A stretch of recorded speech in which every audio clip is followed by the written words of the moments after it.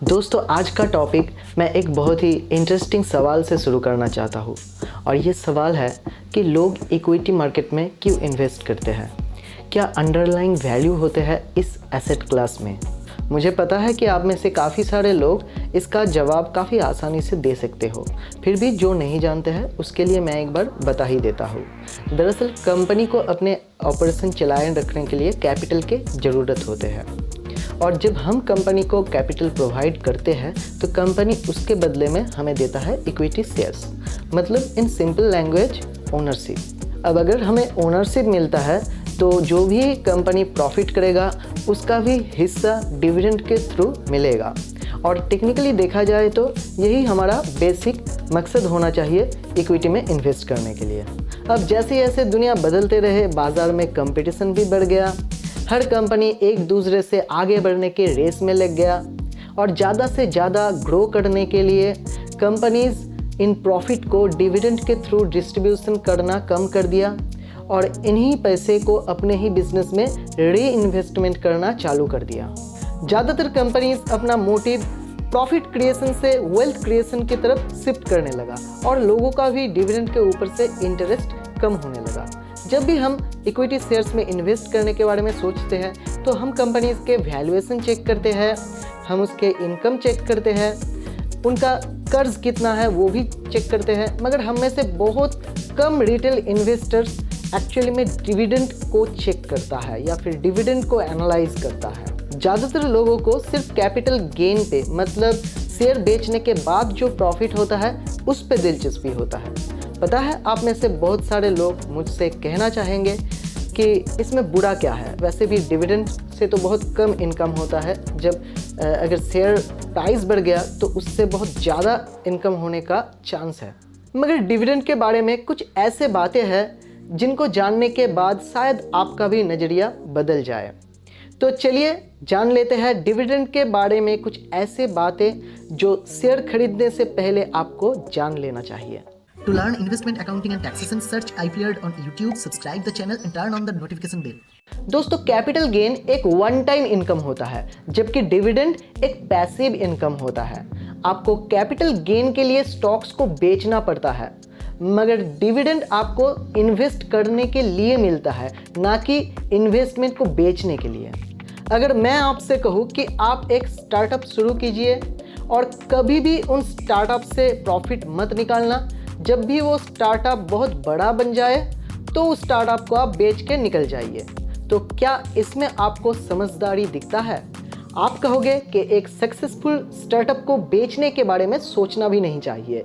ठीक वैसे ही जब हम इक्विटी में इन्वेस्ट करते हैं तो उन इन्वेस्टमेंट को बेचना हमारा मोटो नहीं होना चाहिए और अगर ज़रूरत ना पड़े तो बेचने के बारे में सोचना भी नहीं चाहिए। उसके बदले में हमें ऐसे इन्वेस्टमेंट करना चाहिए जो अगर हम न भी बेचें फिर भी उनसे कुछ ना कुछ फ़ायदा हमें मिलता रहेगा। कंपनी के जो बड़े बड़े शेयर होल्डर्स होते हैं उसमें से बहुत सारे लोग उन्हीं कंपनी के एम्प्लॉयज़ होते हैं या फिर डायरेक्टर्स होते हैं या फिर मैनेजमेंट पे शामिल होते हैं। तो उन लोगों को कंपनी से सैलरी मिलता है, अलग अलग परक्यूजिट्स मिलता है, मगर हम और आप जैसे रिटेल इन्वेस्टर्स जो ज़रूरी नहीं उन कंपनी के साथ डायरेक्टली कनेक्टेड हो, तो हमें इन्वेस्टमेंट करने से कंपनी के तरफ से क्या मिलेगा। याद रखिए दोस्तों, हम इन्वेस्टमेंट को बेचने के लिए नहीं, इन्वेस्टमेंट करने के लिए क्या मिलेगा, ये मेरा क्वेश्चन है। दोस्तों इसको एक एग्जांपल से समझते हैं। मान लीजिए XYZ नाम का एक रियल एस्टेट कंपनी है जिसका मैनेजमेंट का पॉलिसी ही कुछ ऐसा है कि ये जितना भी प्रॉफिट करता है उन सभी को नए प्रोजेक्ट में इन्वेस्ट कर देता है और कभी भी अपने शेयर होल्डर्स को डिविडेंड पे आउट नहीं करता है। अब ऐसे कंपनी ने बहुत तरक्की भी कर लिया, मगर अच्छा बुरा तो सभी के साथ हो सकता है। तो एक साल कुछ खास आया कंपनी के लिए। इस साल भी हर बार की तरह कंपनी ने अपना सारा प्रॉफिट कुछ पर्टिकुलर प्रोजेक्ट्स में लगा दिया था, मगर इस बार वो सभी प्रोजेक्ट्स बुरी तरह फेल हो गया और कंपनी का सारा पैसा उसमें डूब गया। अब उन लॉन्ग टर्म इन्वेस्टर्स के बारे में सोचिए जिनके पोर्टफोलियो में अभी तक तो उन कंपनी का शेयर्स प्राइस में बहुत सारा वैल्यू एप्रिसिएशन दिख रहा था, मगर वो भी अब लॉस में चला गया और जितना भी साल उन्होंने इन्वेस्टमेंट किया उन कंपनी में, उसके लिए उसको अभी तक कुछ भी रिटर्न नहीं मिल पाया। यहाँ तक कि उन सालों के लिए भी नहीं जब कंपनी प्रॉफिट में था। और इसीलिए जो भी ऑनेस्ट और रेप्यूटेड कंपनीज होते हैं वो अपने शेयर होल्डर्स के इंटरेस्ट को देखते हुए समय समय पे रिटर्न्स देते रहते हैं। जैसे हाल ही में TCS ने बाईबैक और डिविडेंड के थ्रू शेयर होल्डर्स को प्रॉफिट डिस्ट्रीब्यूट किया था। इन्फोसिस का भी आप देख लीजिए, डिविडेंड का रिकॉर्ड काफ़ी अच्छा है। किसी भी कंपनी का डिविडेंड में कैसा रिकॉर्ड रहा, इसको चेक करने के लिए आप डिविडेंड पे आउट रेशियो का हिस्टोरिकल ट्रेंड को एनालाइज कर सकते हो। डिविडेंड पे आउट रेशियो का फॉर्मूला होता है dividend per share divided by earning per share.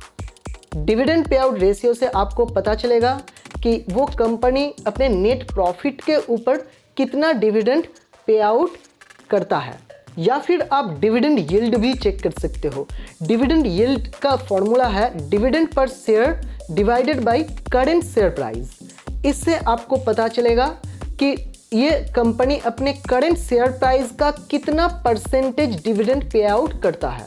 दोस्तों, ज़रूरी नहीं कि एक कंपनी पिछले साल डिविडेंड दिया था तो इसका मतलब इस साल भी डिविडेंड देगा या फिर उतना ही डिविडेंड देगा। और ऐसा भी हो सकता है कि पिछले साल कंपनी ने डिविडेंड नहीं दिया था, हो सकता है इस साल दे दे। तो इसीलिए जब बात आता है डिविडेंड का तो आपको कम से कम 5 या 10 साल का हिस्टोरिकल रिकॉर्ड को देखना पड़ता है। जरूरी नहीं एक अच्छा कंपनी हर साल डिविडेंड डिस्ट्रीब्यूट करता रहे। कुछ अच्छा कंपनीज 2 या 3 साल के बाद भी डिसेंट डिविडेंड पे आउट करते रहते हैं। अगर कंपनी साल में 1 से ज़्यादा बार डिविडेंड देता है तो अंतिम डिविडेंड को फाइनल डिविडेंड कहा जाएगा और बाकी का जितना भी डिविडेंड कंपनी देगा उसे इंटरिम डिविडेंड कहा जाता है। आप मनी कंट्रोल, टिकर टेप या स्क्रीनर जैसे किसी भी प्लेटफॉर्म पे जाके इसको बहुत आसानी से चेक कर सकते हो। तो आशा करता हूँ अब आपको कुछ अंदाजा मिला कि स्टॉक एनालिसिस करते वक्त डिविडेंड को भी देखना कितना ज़रूरी हो जाता है। अगर वीडियो पसंद आए तो लाइक करना, नहीं तो मत करना। मगर हम फिर मिलेंगे एक नए टॉपिक के साथ। Subscribe now to watch more video like this and turn on the notification bell to get all our future updates on your device as soon it will publish. And if you like the content, just hit the like button and feel free to leave your comment whether you have any queries.